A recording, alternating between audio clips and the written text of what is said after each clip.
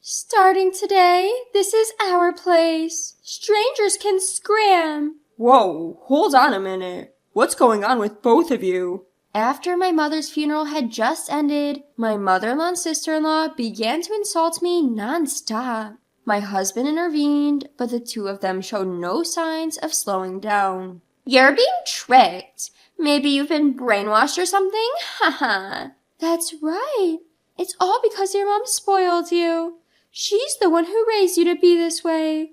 Your mom's to blame. When my sister-in-law and mother-in-law badmouthed my mother, my anger exploded. I can tolerate them speaking ill of me, but I absolutely will not tolerate them speaking ill of my deceased mother. My name is Kathy, 35 years old. I met my husband David, who is a year older than me, at work, and we got married 5 years ago. I used to live with my mother and husband. Reflecting back, a lot has happened in these past 5 years. 5 years ago, I was working at the real estate company my father owned. I've always been interested in the flow of people and money, so I studied economics in college and applied that knowledge to my work. However, there were those who saw my success as a result of my own ability, and those who thought it was due to my parents' influence. For example, when I heard people talking about me, they often referred to me as the boss's daughter, rather than by my name. Moreover, my husband was the top salesperson in the same company. It seems that he was popular with many women, and I received nasty glances from various people. Of course, I don't think that all of my work success is due to my own efforts. I believe it's all thanks to the cooperation of those around me. But I couldn't help but feel frustrated at being labeled as the boss's daughter. While I was living these frustrating days, my father passed away. My brother took over as president, and the harsh stares towards me became even more severe. You must have screwed up. That's why your brother's now the president. Now we'll have to call you the president's sister, right? Haha. Normally, I might just feel frustrated, but at that time, I had just lost my real father. Those words were hard to take for me, who was mentally worn out. After my father's funeral, a single thought crossed my mind. What do I really want to do? Even if I tried to keep going in this situation, something inspirational was missing.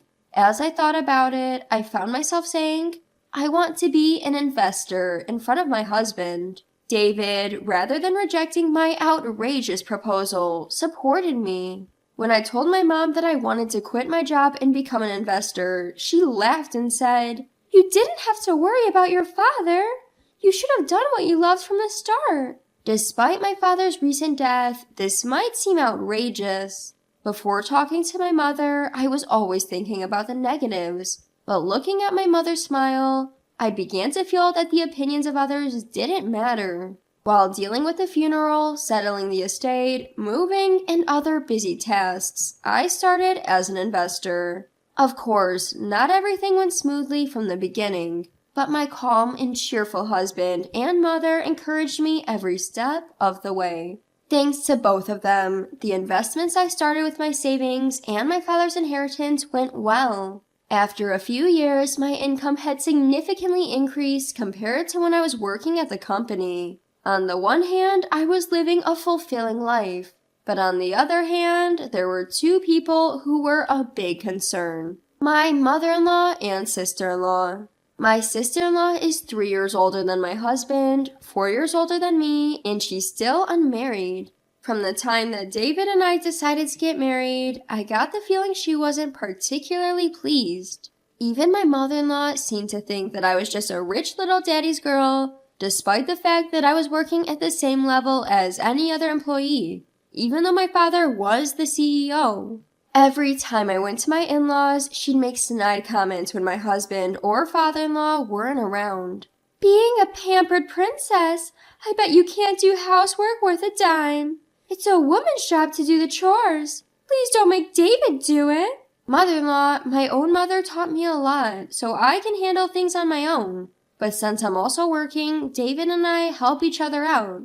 It was his idea, actually. But there was no way my mother-in-law would accept that. Even my sister-in-law was often aggravated in my presence, saying things like, It's absurd that a woman who makes her husband do housework can get married. My relationship with my mother-in-law and sister-in-law only got worse when my father-in-law passed away. It must be nice, huh? Living off David's money and slacking off at home? I have to put up with so much because my husband's gone. Why is it that you get to live so freely, Kathy? Mother-in-law, as I've told you before, I make a living as an investor. I'm not slacking off at all. In fact, I have less free time than when I was working a regular job. If you're really making a living, at least give me an allowance. You can't even have kids. You're really a good-for-nothing wife. With the death of my father-in-law, my mother-in-law became more fixated on money. She seemed to resent the fact that I, whom she considered a shut-in, didn't seem to be in financial distress, despite the fact that I had become less active outside the home as I continued my work as an investor. But that didn't mean I was thinking of giving my mother-in-law money.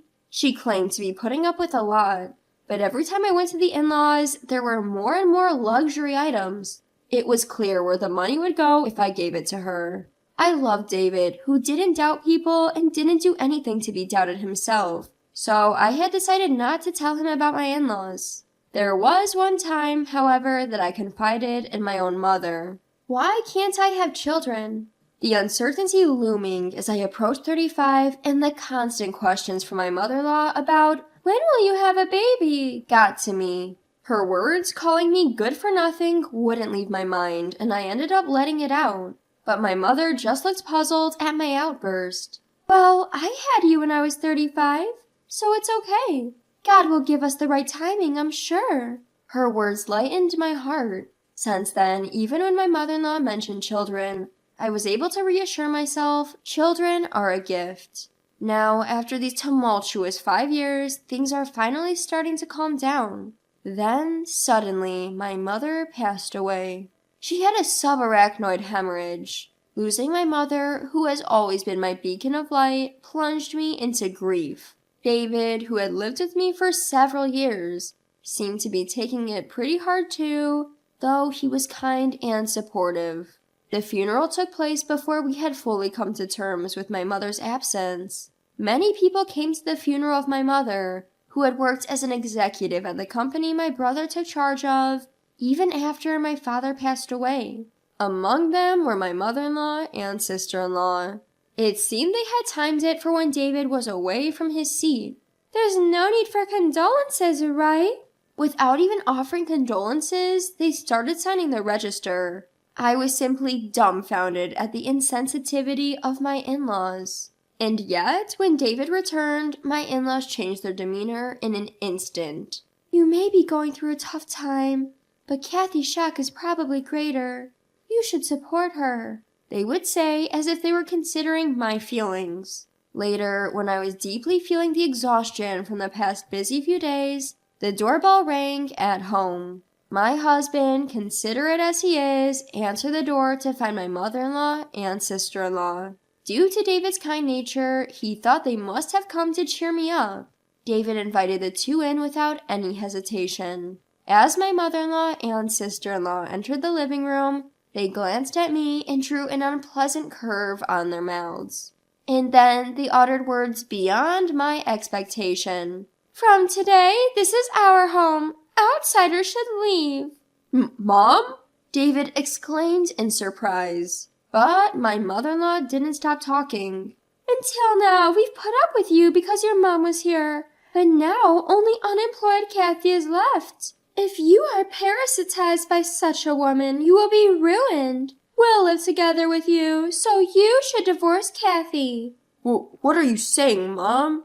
At a time like this? And what do you mean by unemployed? I've told you many times that Kathy is an investor. When you say investor, it sounds like she has a proper job. But essentially, isn't she just playing around, buying and selling stocks? I wonder how such a woman can be a wife. You can find a much better wife.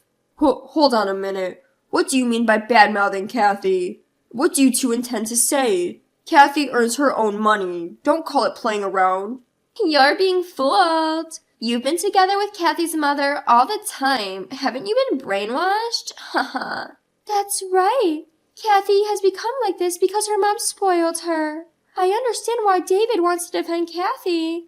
After all, it's her mom's fault for raising Kathy like this. When my sister-in-law and mother-in-law badmouthed my mom, my anger, which had been lethargic until a moment ago, exploded. I can bear with them badmouthing me, but I will never tolerate them badmouthing my mom. Stop speaking ill of my deceased mother. I expressed my anger to its full extent and glared at my mother-in-law and sister-in-law. However, both of them were grinning, showing no signs of fear. Okay, I get it. You don't like us speaking ill of your mom, huh? Ha. Now that the mom who has always sided with you and let you be a shut-in is gone, it must be hard for you to hear the truth. I looked down to see my clenched fist trembling. In order to suppress my own outburst, I took a deep breath. And just as I was about to retort, David, not me, was the one who spoke first. Enough is enough, Mom. Don't speak ill of Kathy or my mother-in-law. Kathy is not a shut-in. She's a bona fide investor. My mother-in-law and I have been cheering for Kathy's efforts all along. If Kathy was just playing around, neither my mother-in-law nor I would have allowed it. Even my mother-in-law and sister-in-law, and certainly I, couldn't hide our surprise at the usually calm David's low voice. As for my mother-in-law, she seemed unable to digest the situation and began to hastily make excuses. Don't be so angry. Even so, the life Kathy led so far was possible because of your earnings, right? Didn't you let her live a privileged life to the point of buying such a high-rise condo? Poor David. If you live with us, we'll do all the housework. Just give us a small allowance, that's all we need. The rest is... Don't you know, Mom? David interrupted my mother-in-law's words, speaking in a flustered voice. This apartment is Kathy's. What?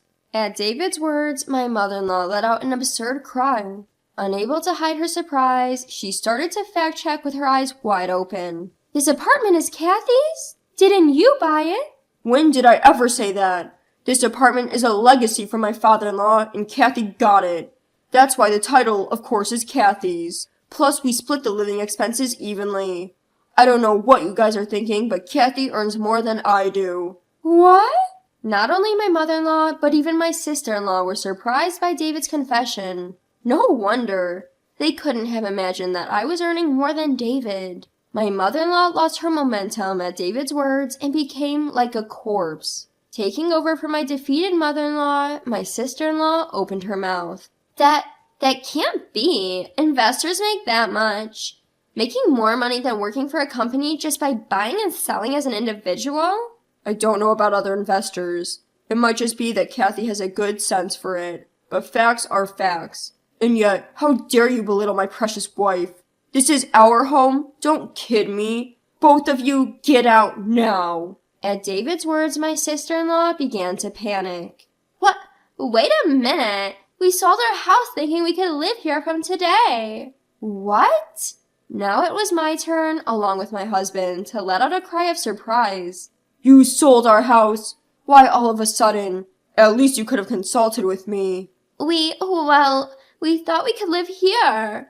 Besides, we didn't have money. I quit my job thinking you would support me. So if you don't let us live here, we'll be in trouble. Hey, Mom, say something. While looking at David with pleading eyes, my sister-in-law shook her mother, who had become like a corpse. However, perhaps the shock was too great, and my mother-in-law was in a daze. My sister-in-law, who had lost her confidence, clung to me this time. Hey, Kathy, I'm sorry. I apologize. Please persuade David for me. We can't survive like this. You said you sold your house, which means you have a considerable amount of money at hand, don't you? To the clinging sister-in-law, I said coldly. At that, the sister-in-law began to flip out at me. Don't get smart. Don't talk back. Just because your investments went well, don't get carried away. Enough is enough. David raised his voice, which echoed far more than the sister-in-law's scream. Towards the sister-in-law, who closed her mouth at that voice, David directed a sharp gaze. Forget about the house. I won't even ask for my share, so just get out of here right now. Saying that, my husband practically forced his mother and sister out of the house and locked the door. For a while, we could hear the sound of the doorbell and the pounding on the door, but after a while, it became quiet. After that, according to relatives, my mother-in-law and sister-in-law seemed to have rented a cheap apartment and started living together. My in-laws' house, which was situated in a remote area, couldn't be sold for a high price, and the land was cheap too. My sister-in-law couldn't manage to get a decent job, and their money quickly ran out. Still not learning their lesson, they had tried to rely on me and David several times, but of course, we turned them away at the door. They had sold all the branded goods they owned, and now I hear they are barely making ends meet by working part-time jobs from morning till night. Meanwhile, I've been able to live freely as an investor without anyone around to make nasty comments. And next year, we're planning to add one more member to our family, just as my mother had said. I was thankful to her once again for being blessed at just the right time.